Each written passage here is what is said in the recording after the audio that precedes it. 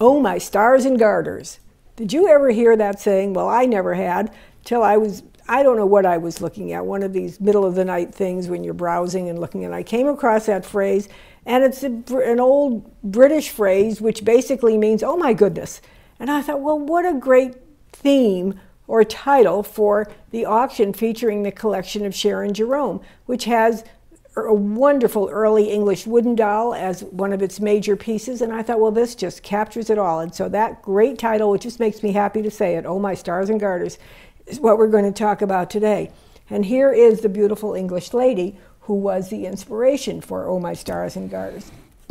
On this side, I'm going to turn her to her profile so you can see it.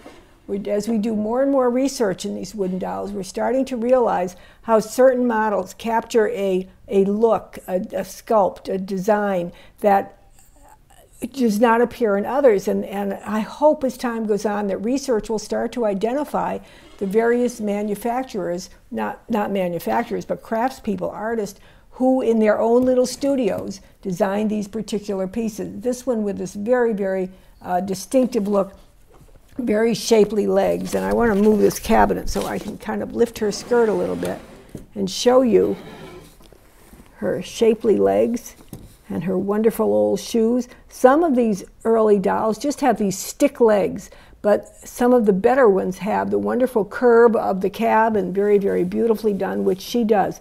Very lovely costume, wonderful jewelry with the chatelaine, with the inset turquoise beads. Very, very lovely, beautiful in every way, early English.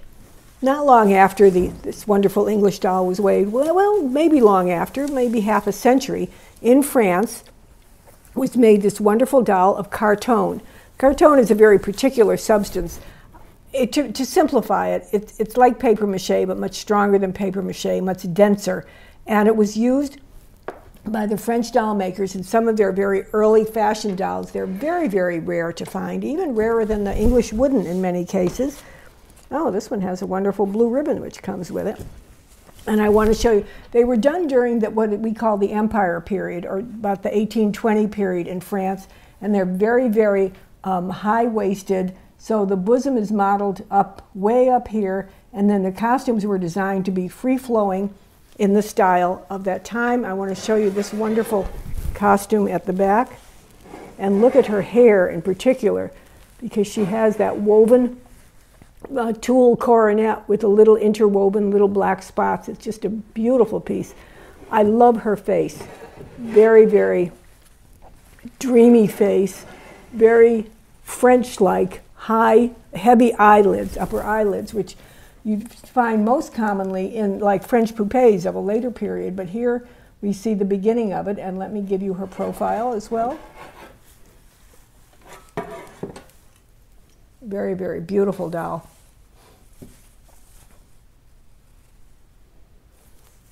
Sharon Jerome acquired many of her dolls from Theriault over the years, and so some of them have a provenance, and the one I just showed you, the French carton doll, was from the very famous June Ellen Lane collection that we sold about 15 years ago. This is a group of dolls that were in the Davos Museum in Switzerland, and it's a very, very rare set of early wooden and or paper mache dolls in their original theatrical costumes, and they are done to such an elegance, such a degree that it is really hard to imagine how they could have been preserved that way all of these many years. And I'm going to bring one or two out to show you so you can see them in greater detail. I will put this little lady up here. The camera can come in on her, and then I'm going to turn it around and you can see the back of her hair. Imagine this set remaining intact all these many years. Here's another example. And let's get a gentleman, just for fun.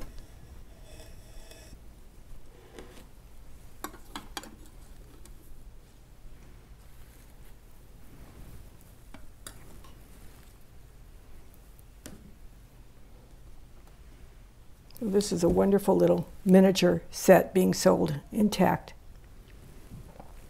Okay.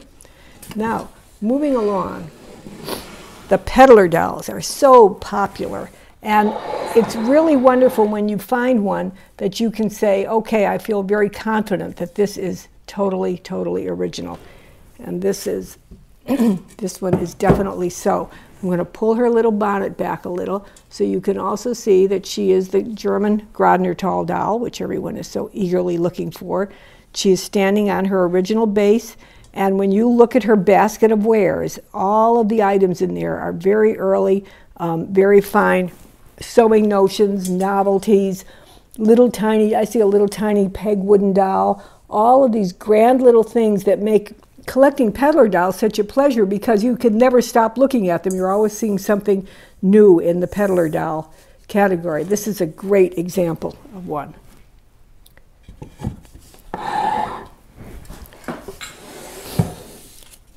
Sharon Jerome acquired this from Theriault many years ago, and the doll is actually featured in the French Encyclopedia of Dolls by Francois Timer.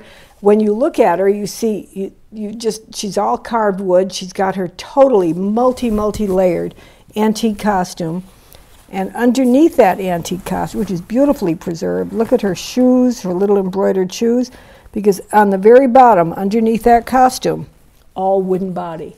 Fully articulated, all wooden body, which you might not tend to think on this doll. A very, very important research doll, and wonderful face. And let me turn it around, because I know one of the reasons you look at the videos is you like to see the all-around of the dolls. It's very interesting that her arms are wrapped in kid. That's original. They're wrapped in kid leather. No, I believe it's a fabric. They're wrapped in either kid leather or fabric. It's difficult to tell. And her little coif with the little dangling ornaments at the side of her face, and her little necklace with the center ornament is really wonderful. Well, while this was being made somewhere in France at that time, on the coast of France, in Burgundy, were being made the famous shell dolls. And they were actually probably German papier-mâché dolls. We don't know. They were made in Germany or France at the time, the basic doll. Probably a little Grodner. In this case, it looks like a Grodner tall wooden doll. And they were then costumed during the winter months on the coast of Brittany for something to do for profit or pleasure or to pass the time, were costumed in little miniature shells that were collected along the seaside. And I want you to notice that every bit of her costume, the bodice, the skirt, are all tiny shells or little tiny pieces of bone, including she's holding this little basket which is filled with the tiniest shells you ever saw. Let me turn it around so you can see it. I think that these shell dolls, they're very early. They're like 1840, 1850, and I think they are so underappreciated. I know a few collectors who look for wonderful examples like this, and I think more should cherish them.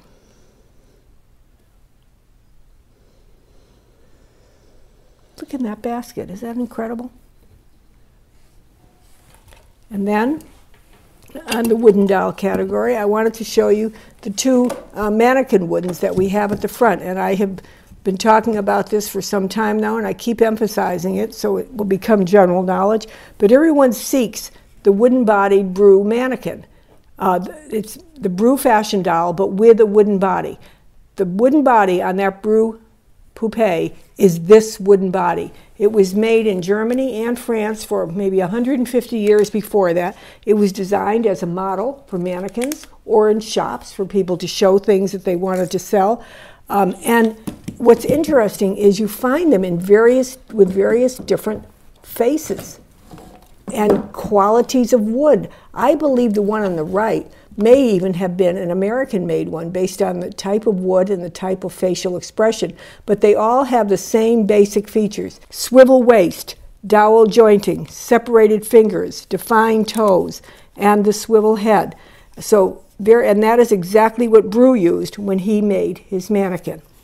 And then finally I wanted to show you this lady who I think is stunning, absolutely stunning. And I think I'll move these. You can probably see a little better then.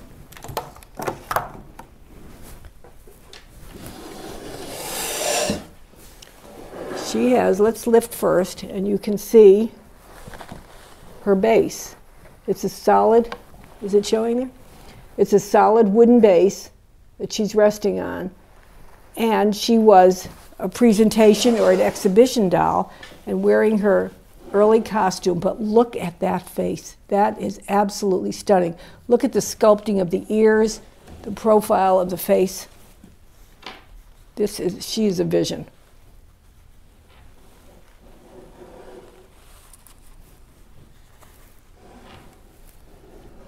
I call the aquiline nose, that almost like a horse nose, that very refined, aristocratic look to her.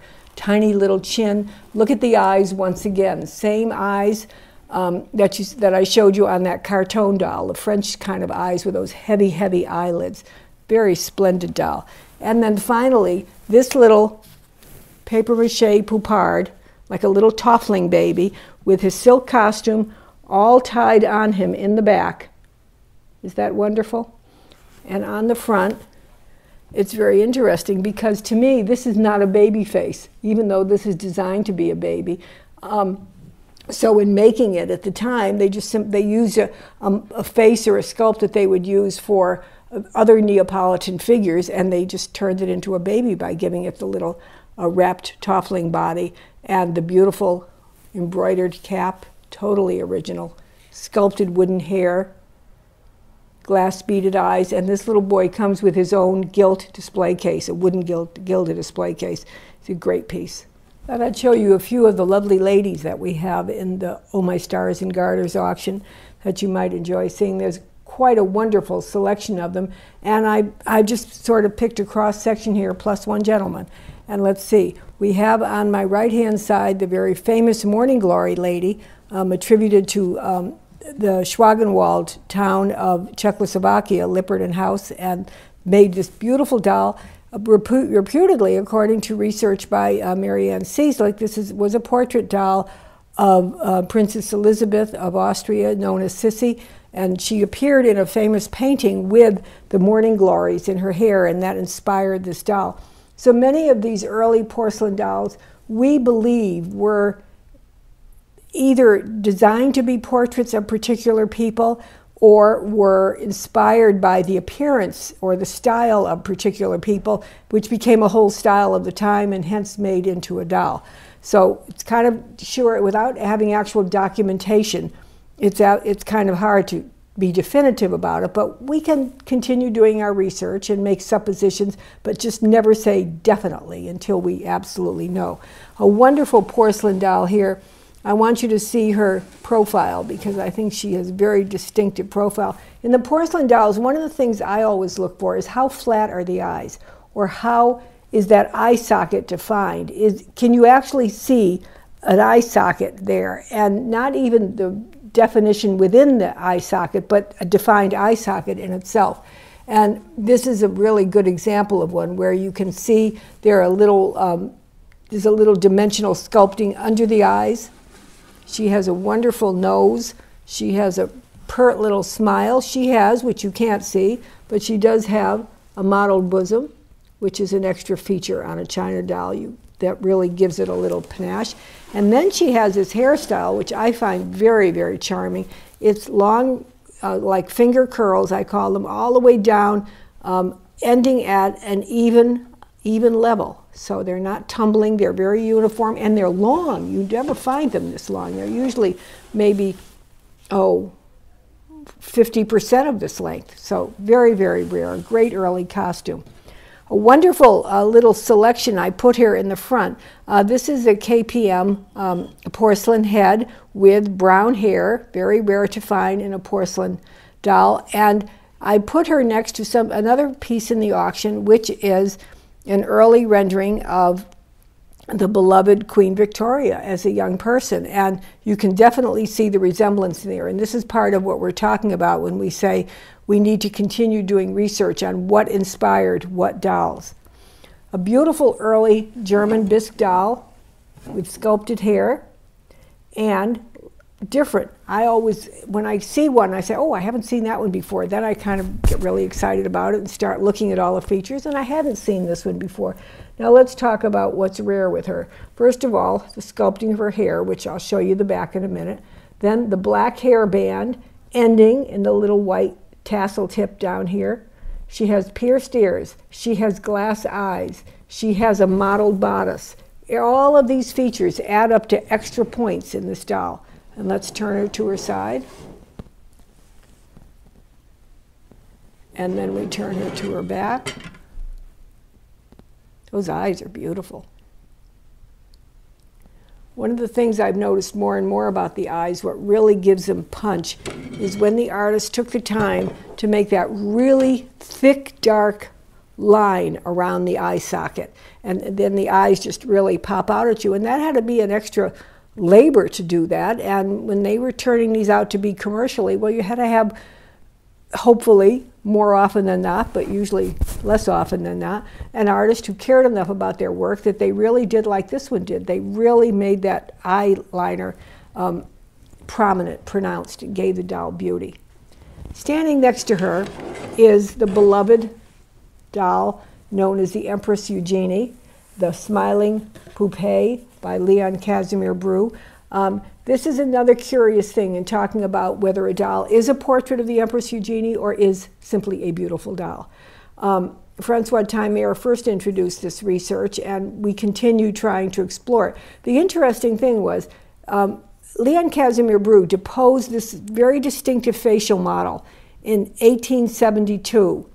And what happened right before that? Empress Eugenie was deposed and left France. So this is one of two things then. There's one part of me that could argue, well, all right, Leon Casimir Bru was making a silent nod to her. This was, he appreciated her and he was paying her homage silently, even though she had escaped with her life from Paris. Or it's not of her at all because it's too late, it's beyond the time frame of when she was prominent. Need to do more investigation, keep exploring. There's lots of things to learn. And then I have this beautiful lady who is notable for her wonderful original couturier costume with the bustle at the back. And we have her posed sideways so you can see how beautifully that's constructed. And I will turn it to the front so you'll be able to see the entire gown. And turn your little head, dear. Okay. And there she is. That's the gown at the front. And let me show you all the way around now.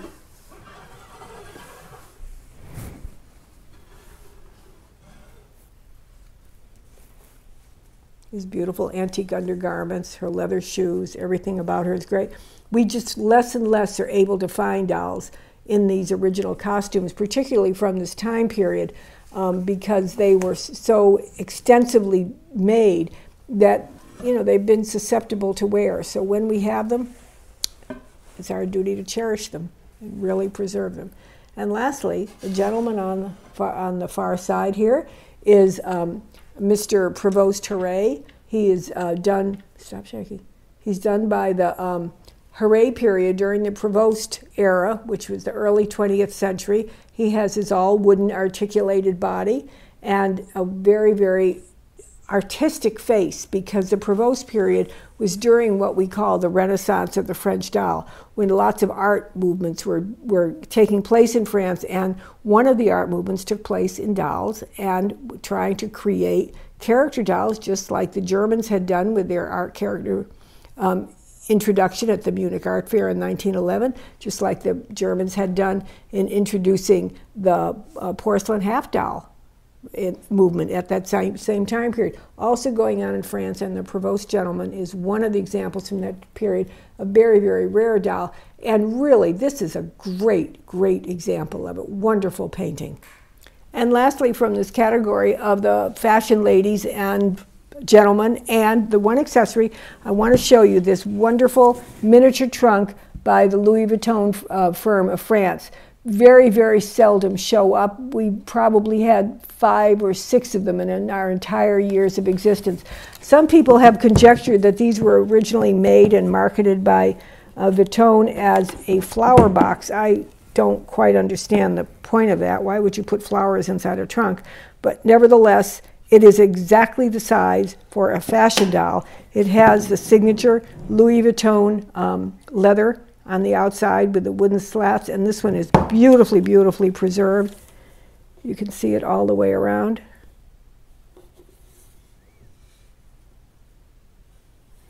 and a real treasure for anyone who collects or displays French fashion dolls. Louis Vuitton trunk from Paris, and even on the bottom.